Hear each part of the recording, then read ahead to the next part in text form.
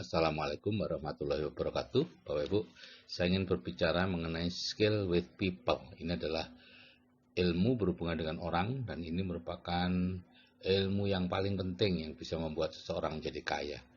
Jadi rata-rata orang yang kaya tadi tidak memiliki keterampilan akademis yang tinggi atau istilahnya agak bodoh lah di sekolah ya. Sehingga dia kemudian mengembangkan keterampilan lain untuk bisa menarik hati orang pada dirinya, yaitu yang disebut EQ atau emotional quotient, dan itulah yang kemudian bermanfaat kepada kehidupan dia selanjutnya sehingga membuat dia menjadi kaya.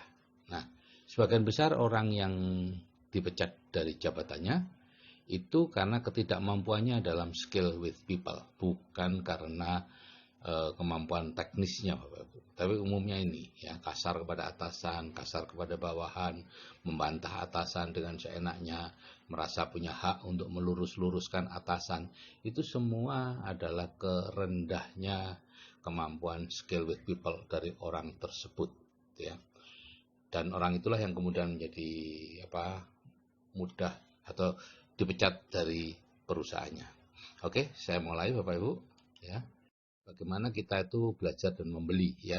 Sebagian besar kita belajar atau membeli dengan penglihatan ya. Jadi kalau Bapak Ibu ingin barangnya laku atau ide-idenya laku, tunjukkan supaya orang melihat gitu ya. Karena dengan penglihatanlah 83% orang membuat keputusan bagaimana kita akan membeli. Bagaimana kita mengingat informasi ya, tentunya kalau hanya membaca atau mendengar rendah sekali kita ingat, tidak mudah kita ingat. Begitu juga melihat, tapi kalau kita melihat dan mendengar sekaligus itu 50%, ya 70% masih mengingat ketika kita bicara ya. 90% dari yang kita katakan ketika kita melakukan sesuatu ya. Jadi makanya para pilot, para pegawai kereta api di Jepang itu setiap kali bertugas dia sambil melakukan sesuatu dia mengatakan, saya sekarang memijat tombol ini, memasang ini, terus sambil melakukan dia melakukan untuk mengingat informasinya. Nah sekarang bagaimana kita memahami manusia ya, daya ingat 3 jam kemudian itu kalau kita hanya memberitahu itu hanya 70%, tapi 3 hari kemudian turun sampai 10%, tinggal 10%. Kalau kita memperlihatkan, maka 3 jam kemudian ingat 72%, tapi 3 hari kemudian tinggal 20%. Nah, tapi kalau kita gabungkan, di samping memberitahu secara lisan, kita juga memperlihatkan, maka 85% masih akan ingat dalam waktu 3 jam, dan 65% masih ingat sampai 3 hari kemudian. Jadi lebih baik memberitahu dan memperlihatkan. Nah, ini penting Bapak Ibu memahami orang dan kodrat manusia ya. Orang itu terutama hanya tertarik kepada diri mereka sendiri, bukan kepada Anda. Nah, sebaliknya, Anda juga 10.000 kali lebih tertarik pada diri Anda sendiri daripada Anda tertarik pada orang lain di muka bumi ini. Coba perhatikan pada saat Bapak Ibu melihat sebuah foto orang-orang ya. Siapa yang dicari pertama kali? Anda. Kalau foto Anda tidak ada di situ, tiba-tiba kehilangan minat itu, ya. Karena Anda sudah sebenarnya tidak tertarik pada orang lain. Nah, sifat atau kodrat manusia ini ya, yaitu egois ya, tidak usah malu, egois memang begitulah kodratnya.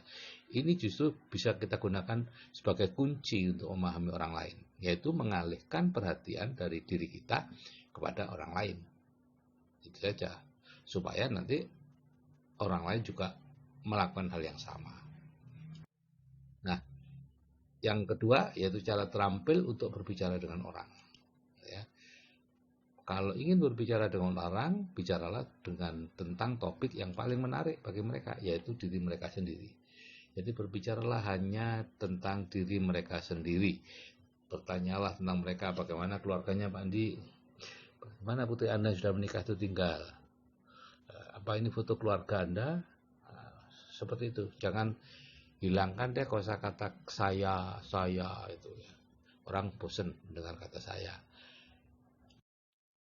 Cara terampil itu membuat orang merasa penting adalah pertama dengarkan mereka ya. Anda lihat di bab 5 nanti. Bagaimana cara mendengarkan mereka. Kemudian puji dan hargailah mereka. Gunakan nama dan foto mereka sesering mungkin. Berhentilah sejenak sebelum Anda menjawab mereka. Ya. Jadi kalau ada yang bertanya, walaupun itu pertanyaan yang mungkin ke-100 kali yang pernah Anda dengar dan Anda sudah otomatis punya jawabannya, tetap Anda harus berhenti sebentar sebelum menjawabnya. Supaya mereka tahu bahwa ini penting. Ya. Nah, kemudian gunakan kata-kata Anda, milik Anda, ya, hindari kata-kata saya. Ya. Kemudian kalau ada orang yang menunggu, Anda sedang sibuk, ada orang datang menunggu, sempatkan diri untuk keluar, ya, sambut dulu, sambut, kemudian Anda masuk lagi untuk menyelesaikan pekerjaan Anda, ya, itu orang akan merasa sangat dihargai daripada hanya maaf Bapak masih praktek, Bapak masih rapat, disuruh nunggu di sini, nah, pembantunya yang keluar, ya, jangan. 7. Perhatikan setiap orang di dalam sebuah kelompok, jangan hanya ketua kelompoknya saja yang Anda perhatikan. Cara terampil untuk menyetujui pendapat orang, ya, ini yang perlu berlatih betul, ya. Setiap orang merasa bahwa apa yang dikatakannya benar. Nah, jika ada orang yang tidak setuju dengan pendapatnya, maka dia akan menganggapnya sebagai orang lain yang tidak perlu didengar pendapatnya. Jika Anda ingin pendapat Anda didengar dan disetujui orang, terlebih dahulu Anda harus belajar menyetujui pendapat orang, terutama jika pendapatnya salah. Ya, karena orang biasa bisa sangat mudah untuk menyalahkan orang lain. Dibutuhkan orang yang benar-benar pintar, bijak, berwawasan tinggi, berpandangan luas untuk bisa menyetujui pendapat orang lain, terutama kalau pendapatnya itu salah. Ya, disitu kita Anda harus belajar, ya. Walaupun ada katakanlah kebenaran meskipun pahit, ya itu secara luas, tapi secara teknisnya Anda setuju dulu. Nanti kebenarannya Anda baru sampaikan nanti, jangan sekarang. Jadi tahap-tahapnya adalah Anda perlu belajar dulu untuk menyetujui, ya, setuju dengan orang lain. Kemudian katakan pada orang itu bila Anda setuju dengan mereka. Oh iya Pak, saya setuju Pak dengan Anda Pak. Nah itu, walaupun Anda sebetulnya menganggapnya itu salah, setuju aja dulu, gitu ya. Terus jangan katakan pada orang bila Anda tidak setuju dengan mereka, kecuali mutlak perlu, ya. Dan lama-lama kalau Anda belajar, Anda tidak pernah mengatakan lagi kok, gitu ya. Anda akan selalu setuju, gitu ya. Kalau Anda sudah semakin pintar, gitu ya. Nah, 4, akuilah bila Anda salah, ya. Semakin cepat Anda mengakui Anda salah, semakin cepat pula dan semakin cepat selesai masalahnya, dan orang akan menghargai Anda kalau Anda mengakui orang salah, daripada bulat saja seolah-olah Anda benar, gitu ya. 5, tahanlah diri Anda untuk tidak berdebat, karena tidak ada positifnya sama sekali dalam hal berdebat, Bapak Ibu, ya. Berdebat selalu negatif, hasilnya semua kalah, tidak ada yang menang dalam berdebat, gitu ya. Paling orang yang lebih bijak akan berpikir, sing waras kalah, dan dia pura-pura kalah, dan enggak. Karena orang semakin orang merasa pendapatnya itu selalu benar. Kalau tidak benar, tidak akan dikemukakan. Orang tidak akan pernah mengatakan sesuatu yang memang salah, kecuali dia agen intelijen atau apa, gitu ya, yang dia sendiri tahu ini salah tapi tetap dikatakan, atau politikus, ya lain lagi, ya. Tapi secara normal orang selalu mengatakan selalu mengatakan hal yang menurut dia benar. Sehingga kalau diluruskan, dia akan merasa semakin bertahan bahwa itu benar.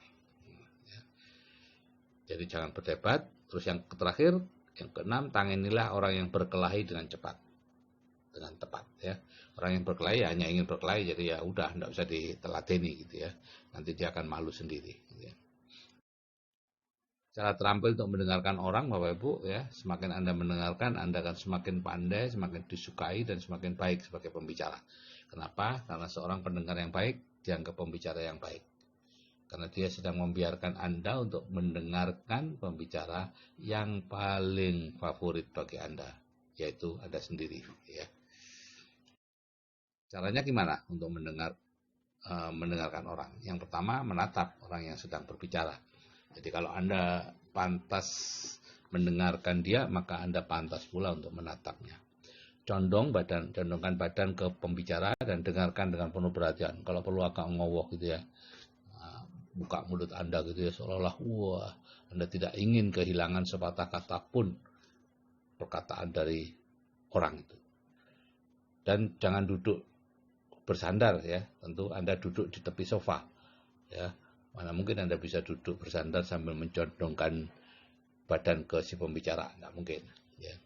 Kemudian ikuti topik pembicaraan, atau yang ketiga, ajukan pertanyaan, karena pertanyaan adalah penghargaan yang paling penting, yang paling tinggi bagi seseorang, yang menunjukkan bahwa Anda mengikuti perkataannya ya. 4, ikutilah topik si pembicara dan jangan memotong atau menyela. Seberapapun kebeletnya Anda untuk menyela ya, karena Anda ingin menceritakan sesuatu yang penting gitu. Jangan, tunggu aja terus biar ikuti. Kalau perlu Anda gigit bibir Anda supaya tidak keluar sepatah kata pun. Yang kelima, gunakan kata-kata si pembicara, Anda, milih Anda ya kalau pada waktu bertanya. Bagaimana cara terampil untuk mempengaruhi orang? Ya, mempengaruhi orang itu cukup mudah Bapak Ibu, yaitu Anda perlu mengetahui apa yang orang itu inginkan, itu aja, gitu ya.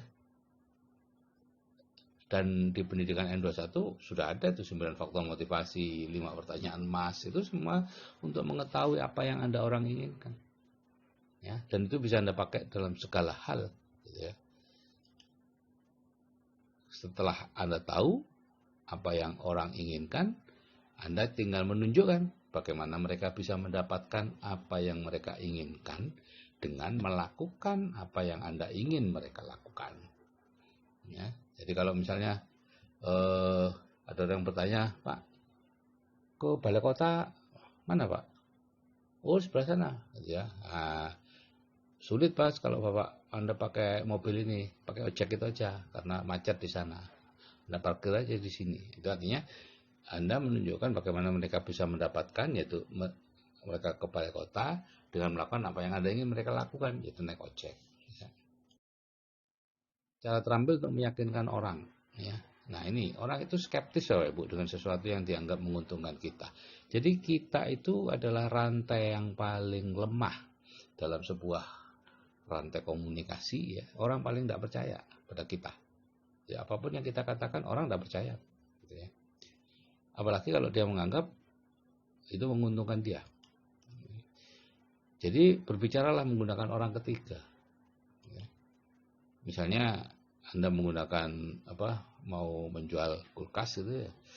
Ini tetangga saya sudah menggunakan ini selama 4 tahun dan sampai sekarang kondisinya bagus Pak. Itu. Jadi bukan Anda yang menyatakan kondisinya bagus, tapi tetangga Anda yang menyatakan kondisinya bagus. Anda punya apartemen mau disewakan gitu, penyewa yang dulu senang kok Pak dengan kondisi apartemen ini. Ya sayang dia pindah kerja sehingga keluar dari apartemen ini.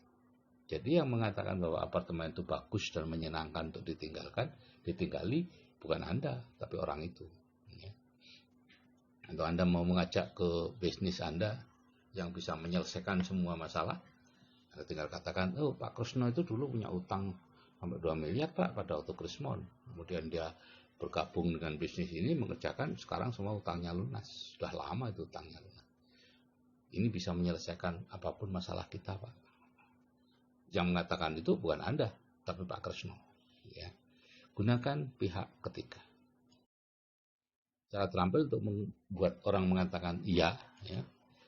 Beri alasan untuk mengatakan iya kepada Anda, yaitu alasan-alasan yang menguntungkan dia. Ajukan beberapa pertanyaan iya, yaitu pertanyaan-pertanyaan yang jawabnya iya. Ya. Misalnya foto-foto, oh ini fotonya putra Bapak ya? Iya. Oh ini putrinya Bapak? Iya. Dan seterusnya. Sampai 5, 6 atau 7 jawaban iya, maka pikiran bawah sadarnya sudah dalam bentuk konstruksi jawaban iya. Sehingga ketika Anda mengajukan proposal Anda, rencana-rencana Anda, dia akan lebih mudah mengatakan iya daripada tidak. Ya. Kemudian yang ketiga, beri pilihan ya, di antara 2 iya. Gitu ya. Pak, ini mau dibayar cash atau transfer Pak? Gitu. Jangan mengatakan, Pak bagaimana nih cara pembayarannya? Jangan, beri langsung 2 pilihan. Pak, sebaiknya kita ketemu ini sebelum maghrib atau sesudah maghrib, Pak. Jangan, Pak, Bapak kapan bisa menerima saya? Ya. Nah, yang keempat, kita mengharapkan orang mengatakan ya kepada Anda, dan biarlah mereka tahu mereka diharapkan mengatakan ya. Jadi ini ada di luar ya, di luar persangkaan orang, Bapak Ibu. Jadi Bapak Ibu betul-betul menyampaikan bahwa memang mengharapkan jawaban iya pada orang itu. Ya, dan itu biasanya akan dijawab iya. Yang ke-9, cara terampil untuk menentukan suasana hati orang. Detik pertama dari pertemuan itu menentukan suasana atau atmosfer pertemuan selanjutnya. Apakah formal, informal, penuh persahabatan, atau penuh permusuhan. Itu ditentukan di detik pertama. Yang kedua, orang cenderung menanggapi dengan baik perilaku orang lain. Yaitu seperti bayangan kaca orang itu. Kalau dia positif, kita positif. Dia kelihatan negatif, kita ya negatif, dan seterusnya. Sehingga berilah ya senyum tulus Anda saat pertama kali kontak mata. Begitu kontak mata, Anda langsung senyum. Ya. Orangnya akan menanggapi dengan senyuman, walaupun mungkin tadinya dia mau marah-marah kepada Anda, gitu ya. Itu akan menurunkan tensi pertemuan. Nah, yang ke-10 ya, cara terampil untuk memuji orang. Bapak Ibu, orang itu tidak hanya makan nasi. Ya. Pujian merupakan makanan jiwa yang baik untuk semua orang. Dan Anda akan disenangi orang jika suka memuji. Ya. Jadi pujian harus tulus, pujilah perbuatannya, jangan orangnya. Ya. Wah, Pak Budi, terima kasih ya, bagus kemarin anunya apa namanya meja saya tertata rapi, atau bagus Pak, kemarin yang kotor ini jadi sekarang sudah bersih semua. Terima kasih ya Pak. Puji. Cara terampil untuk mengkritik orang ya. Sebaiknya tidak perlu mengkritik Bapak Ibu. Mengkritik itu tidak ada yang membangun. Semua kritikan itu menjatuhkan orang, membuat orang sakit hati walaupun dia tersenyum. Politikus ya, oh biasa saya dikritik, tapi sebetulnya di dalamnya juga tidak nyaman. Ya, orang bagaimanapun lebih senang dipuji daripada dikritik.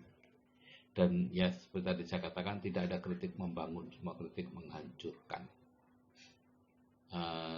Saya dulu masa muda senang sekali mengkritik orang, Bapak Ibu. Ya, apapun saya kritik. Dan saya merasa bangga bahwa saya seorang yang apa namanya itu, ya mudah mengkritik gitu ya. Tapi ternyata setelah saya membaca banyak buku, itu ternyata tidak baik. Ya. Seandainya toh Anda perlu mengkritik, ada 7 syarat untuk mengkritik. Yang pertama, jangan pernah mengkritik di depan orang. Nah, jadi janganlah Anda mengkritik itu untuk menjejalkan sepenggal pendapat Anda yang mungkin juga tidak betul. Yang penting Anda enggak ya. Jadi jangan mengkritik di depan orang, mulailah dengan kata-kata atau pujian yang baik. Kritik perbuatannya bukan orangnya. Sediakan jawabannya, jangan asal kritik gitu ya. Kemudian minta kerjasama, jangan menuntutnya gitu ya. Jangan mengatakan sudah saya ingatkan ya. Jadi hati-hati ke depannya. Wah, jangan Bapak. Wah, dah setelah ini kita seperti semula ya. Ya, jadi satu kritikan untuk sebuah pelanggaran. Jangan pernah mengungkit-ungkit apa yang dulu sudah pernah dia lakukan dan sudah pernah Anda kritik. Yang ke-7, akhiri dengan perkataan yang bersahabat. Ke-12, cara terampil untuk berterima kasih kepada orang. Ketika Anda mengatakan terima kasih, katakan dengan sungguh-sungguh. Terima kasih Bu ya. Jangan sambil lalu. Terima kasih ya. Jangan. Katakan dengan jelas tanpa ragu. Ya. Kemudian pandang orangnya yang Anda beri ucapan terima kasih itu, orang yang berhak menerima ucapan terima kasih tentunya berhak Anda pandang pula. Gitu ya. Sebaiknya sebutkan namanya kalau Anda tahu ya saat berterima kasih. Dan yang kelima, bekerjalah dengan berterima kasih kepada orang. Jadi amati pekerjaan orang, kemudian berterima kasih. berterima kasih, berterima kasih, berterima kasih. Cari kesempatan untuk berterima kasih. Anda sedang menggembirakan banyak orang. Gitu ya. Nah, bagaimana cara terampil untuk menciptakan kesan baik? Bersikaplah tulus, tunjukkan antusiasme, karena antusias itu menular, Bapak Ibu. Kemudian jangan terlalu cemas. Kalau orang sering menampakkan cemas, dia menunjukkan kualitas yang jelek, Bapak Ibu, sebagai orang, ya, tidak optimis, negatif, ya, dan itu tidak menimbulkan kesan baik pada orang lain. Ya. Sebentar-bentar cerita tentang penyakitnya, begini, itu menunjukkan orang tidak respect pada Anda, Bapak Ibu, ya, tidak punya kesan baik. Dan yang keempat, jangan berusaha membangun diri Anda dengan menghambat orang lain, ya, mengkritik atau apa supaya Anda kelihatan nonjol, jangan, ya. Dan yang kelima, jangan memukul siapapun atau apapun, ya, memukul secara fisik maupun secara mental dengan perkataan-perkataan yang menghina dan sebagainya.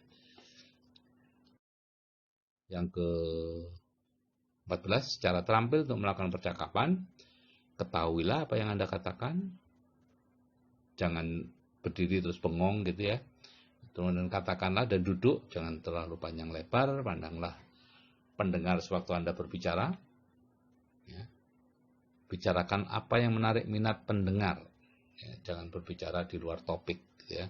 Dan yang kelima, janganlah berusaha membuat pidato, ya. Karena orang sudah bosan mendengarkan pidato. Jadi berbicara seperlunya, kemudian duduk saja, gitu, yang nomor 2 itu. Nah, Bapak Ibu, ilmunya sendiri tidak terlalu bernilai, ya, tapi penggunaan ilmu ini yang membuatnya bernilai, ya, dan akan memberikan kehidupan yang luar biasa kepada Bapak Ibu kalau Bapak Ibu bisa menerapkan ini, belajar ini, ya, dengarkan berkali-kali, baca e-booknya berkali-kali supaya Bapak Ibu tahu bagaimana cara menghadapi orang atau memiliki people skill. Dan Bapak Ibu perlu tahu, hidup tidak membayar Anda atas apa yang Anda pikirkan atau Anda ketahui, tapi hidup membayar Anda atas apa yang Anda lakukan. Jadi lakukan saja langkah-langkah dalam berhubungan dengan orang. Oke Bapak Ibu, kalau saya yang sudah berumur saja bisa, saya percaya Anda juga pasti bisa. Saya akhiri sekian. Wassalamualaikum warahmatullahi wabarakatuh. Salam sejahtera untuk yang lain.